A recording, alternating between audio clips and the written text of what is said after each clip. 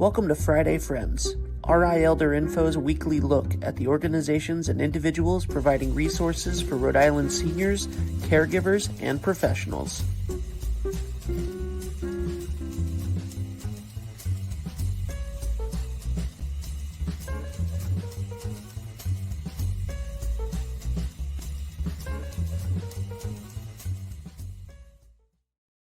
Good morning, everyone. Happy Friday in this warm July Friday. I am so glad that you joined me, Deb Burton, host of Friday Friends and executive director of RI Elder Info. And every Friday, I bring you a guest who is doing something that you or someone you know needs to know about. And so it is extremely important that you help us get the word out, that you hit the like button, the share button, the follow button, the bells, the whistles, all those social media cues that say, hey, check this out. This is a really important topic. You know, today we are talking about caregiver supports when you're caring for someone with an advanced illness. And this is a category of topics that is near and dear to my heart. And so it's really important that you help share the word, because I know that there are many other individuals out there who are caregivers. So please, all those social media cues. Now, as you all know, we are a 501c3 nonprofit, and we could not bring you Friday Friends without your support and the support of our sponsors. So a big thank you to Point 32 Health Foundation, United Healthcare, and especially our Friday Friends sponsor, McCarthy Law. Here's a message from McCarthy Law. Here at McCarthy Law, we practice in the areas of estate planning, long-term care planning, elder care law, and residential real estate. Our focus is really on providing peace of mind to our clients. If you're interested in scheduling a consultation with our office, you can feel free to reach out to us at 401-541-5540. You can also reach out via website at www.mccarthylawri.com. You also should check out our social media, both on Facebook, Instagram, and LinkedIn for some helpful tips and tricks. Good morning, Deanna Upchurch from Hope Health. How are you? I'm great. How are you, Deb? Good morning. Good morning. Good morning. So please share with everybody, what is your role at Hope Health? Sure. I'm the Senior Director of Clinical Outreach and Community Relations, and that involves a number of the resources that we have here at Hope Health, including our grief support, our caregiver support, also I oversee our volunteer program. We have about 250 hospice volunteers here at Hope Health. I also have a pediatric palliative care program on our Massachusetts side of things, and I also oversee our Alzheimer and dementia programs. Holy cannoli. I bet you don't have time to even blink with that many different things that you're responsible for. Holy, wow. Okay, I have a really great team of people. Certainly there is no I in team, and I have a really great team of people that work with me to provide all of these services. Amen to that. So tell me, what do you feel are Hope Health's strong points in communicating with caregivers out there? What are some of the opportunities that you offer through Hope Health? Yeah, there are quite a bit of things that we offer to our caregivers. So I think, first of all, just talking about Hope Health, the entity of Hope Health. And so we are going into our 50th year in Rhode Island. And we also cover large portions of Massachusetts as well. But we are also the second oldest hospice in the United States. And as a nonprofit, that's really an important and very significant, piece of our history and what we do here. So for caregivers, specifically, we see caring for the patient, whether it's in advanced illness care or in hospice, as not just caring for the patient, but for the whole family. And so we really have that holistic approach of caring for the caregiver throughout the experience as well, right? It is a full wraparound program of services in that no matter when a patient comes to us, we are always also looking at how can we care for the caregiver. Some of the ways that we do that. Oh, yeah, please. I was going to say, so when you are working with a family and someone has been admitted to, you used a couple words that I don't know that everybody is familiar with. Sure. You had mentioned palliative care. Mm-hmm. What is palliative care? Just in a big picture sense. Sure. So palliative care is kind of, we look at it as before hospice. Sometimes people come to Hope Health and they're not ready for hospice. Hospice is, right, we are looking at a diagnosis that has a prognosis of 6 months or less. We are looking at really providing comfort measures only to those patients. And so when we talk about palliative care, a person that is qualifies for palliative care is a person that is coming to us that has an advanced illness. And we call our palliative care program our advanced illness care program. Is a person that has an advanced illness, but still wants to receive treatment, still is, it is not comfort measures only. And so that patient can receive care at home, which is really, a wonderful opportunity to be able to still be in your home and be able to be cared for there. We have a nurse that goes out and a social worker, and then we have caregiver support in that we have caregiver support groups. We have caregiver education. Upcoming, we actually have an expressive arts series for caregivers. It's called The Art of Hope. And so it's a 4-part series just for caregivers to be able to attend and kind of, take care of themselves. We really emphasize taking care of oneself when they're caregiving for another person. Very cool. It's the things that we don't often think of when we are caregiving for someone who does have an advanced illness. What is the palliative care versus hospice? And a lot of times it's the words are used in opposite directions. So hospice and palliative care, and someone who's not ready for hospice may not hear the word palliative care and be able to take advantage of the different types of support available for caregivers. And one thing I wanted to double check, when we're talking about supporting caregivers at home, does hospice or palliative care send in staff 24 hours, 7 days a week, or are you really supporting the family caregiver? Hospice or palliative care or advanced illness care, we are available. So you can call us 24/7. We don't have somebody in the home 24/7, but we always are available, right? So if there's somebody that needs to call and say, I'm not sure, there's a change in the status of the person that I'm caring for, and I'm concerned about that, or I'm a caregiver and I need to talk to someone, right? At this time, this has just been a really overwhelming weekend, right? We have social workers that are on call. So we do have availability to be able to, take care of our patients and caregivers 24/7, but we don't actually have somebody, in the home with them during all. Got it. I think that's the confusion that happens for people. They're not really sure, right, what that's about. Yeah. Certainly, there's more involvement in being with the family. There's more involvement in being in the home or the long-term care setting or wherever the patient resides. There are, chaplains and volunteers, hospice volunteers. So there's a lot more availability for that support when a patient does get to hospice because the need is greater, of course. Yeah.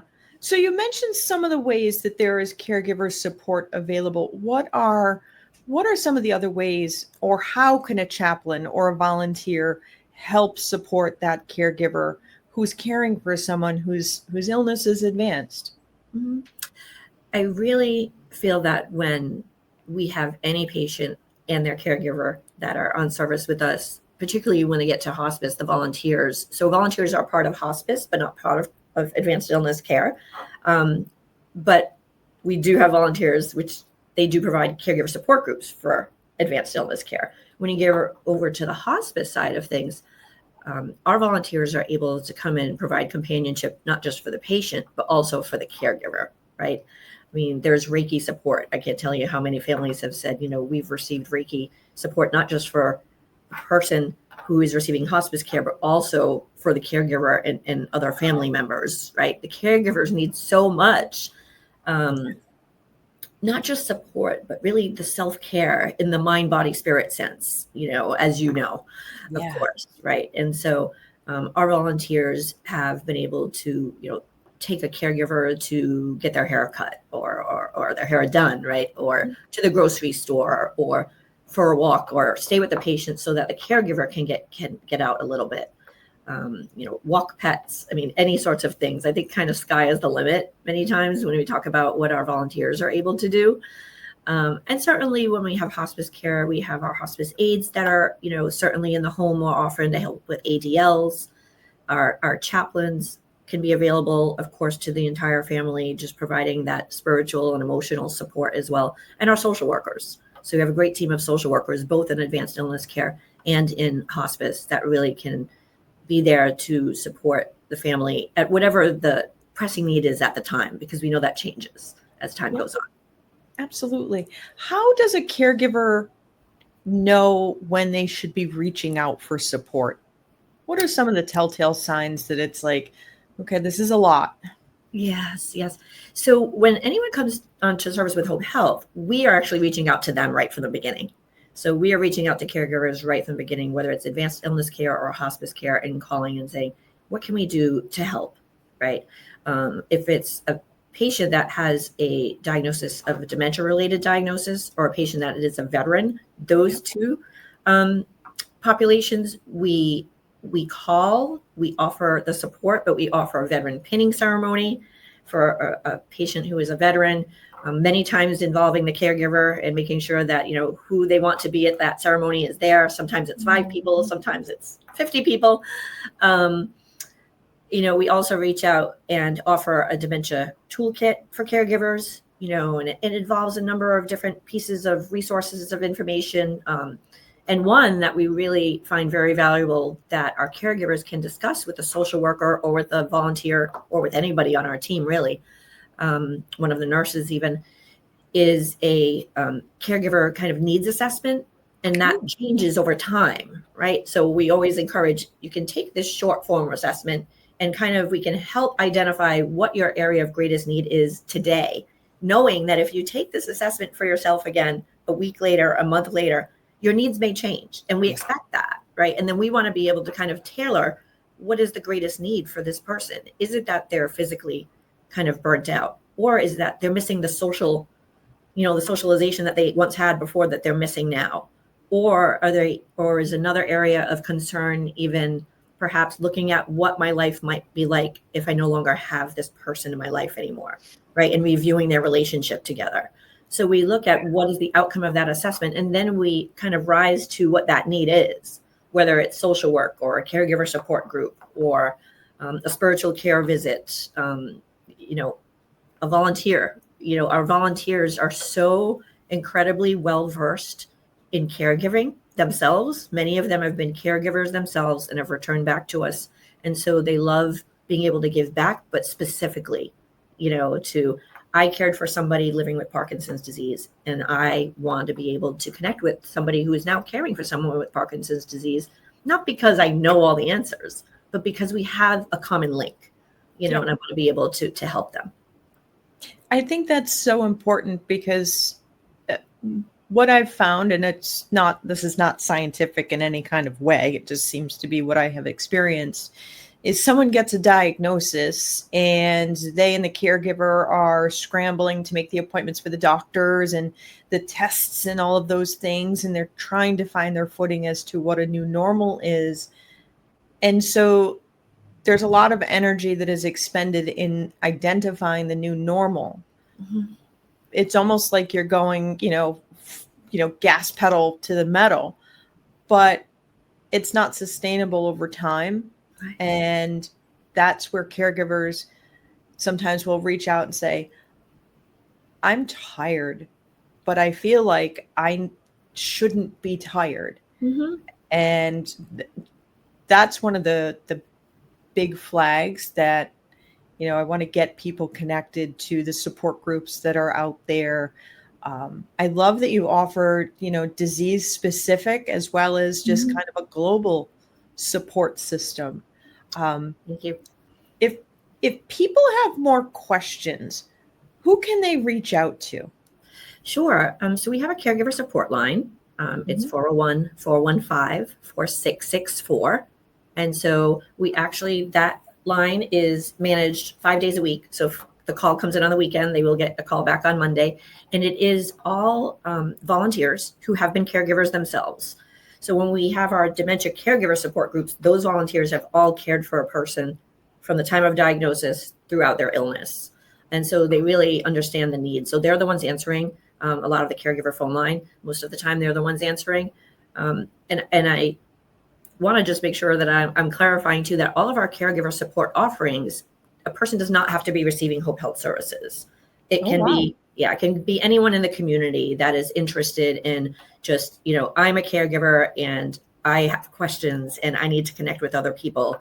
They can attend our caregiver support groups. We have a caregiver confidence series, which is usually a 4-part series, and it's disease specific, as you said. So the diagnosis that we are specializing in communicating about for caregiver confidence this summer is a dementia related diagnosis. We just finished a series that was Parkinson's related. And for the fall, we will have caring for a loved one who is a veteran. So we really try to be very specific and intentional about the offerings that we have.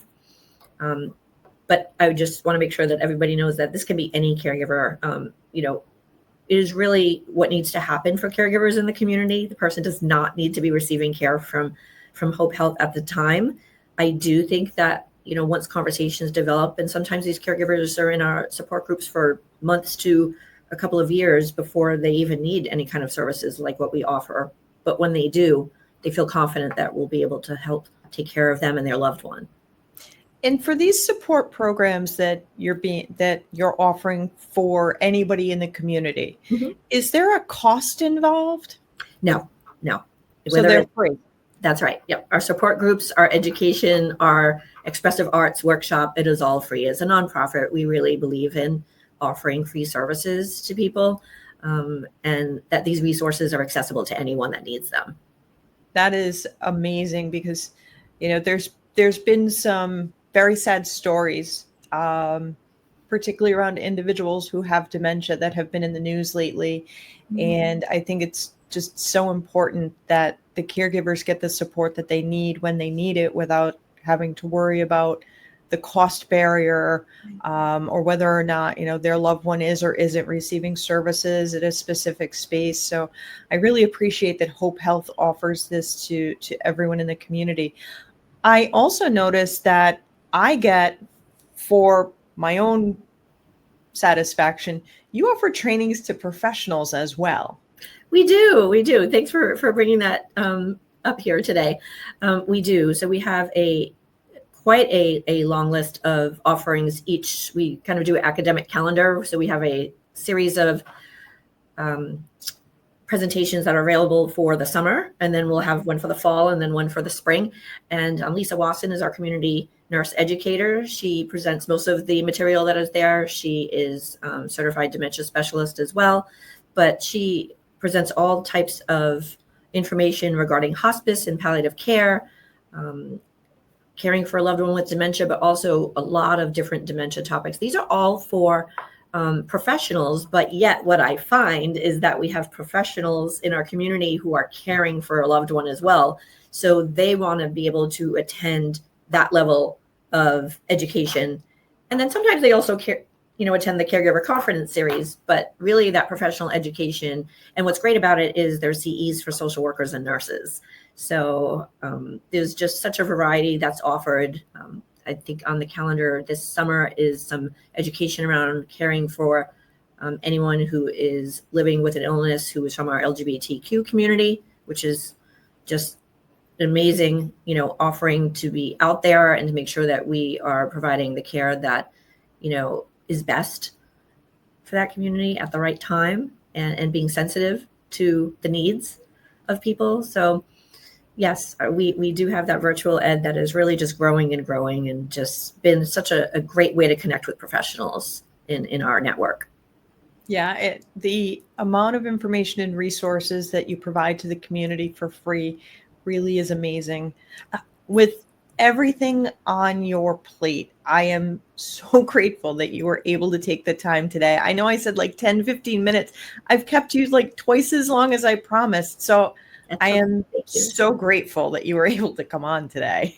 Thank you very much. I really appreciate you having me here today. So just one more thing I'll pitch, if I can, is that Hope Health is kind of known for their grief support services too. And that's the other thing I just want to share, is that caring for a caregiver for a family doesn't mean that, when we lose our patient or our family member, that, the care ends there. And so our grief support services are available to families. We have so many grief support groups that are available for free at no charge, and you don't have to have used Hope Health services for those either. So just want to make sure people understand that, we're available for people, for families from beginning and after.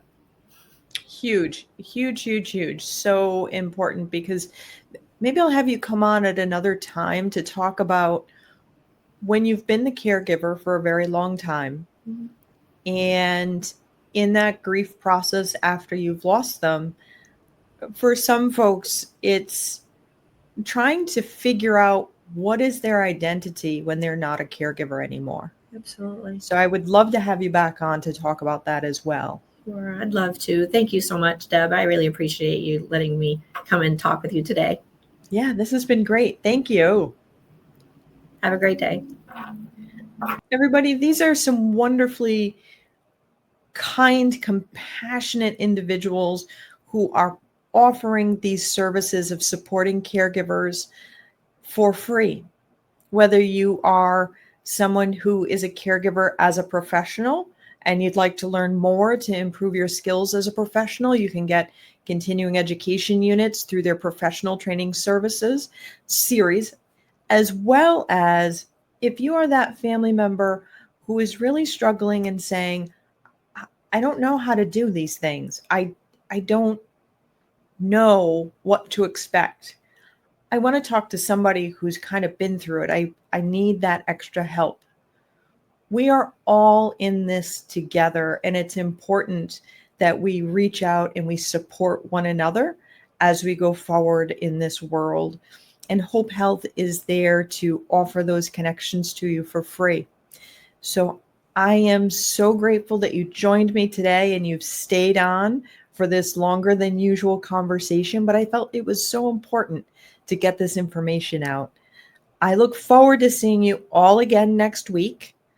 I hope you have all registered to come see us at our Calling All Veterans Day event on Saturday, August 16th, 10 to 1 at the CB Museum. It's a free event, and it is open to veterans, their families, the community, to everyone. I look forward to seeing you there as well. In the meantime, be well and be kind.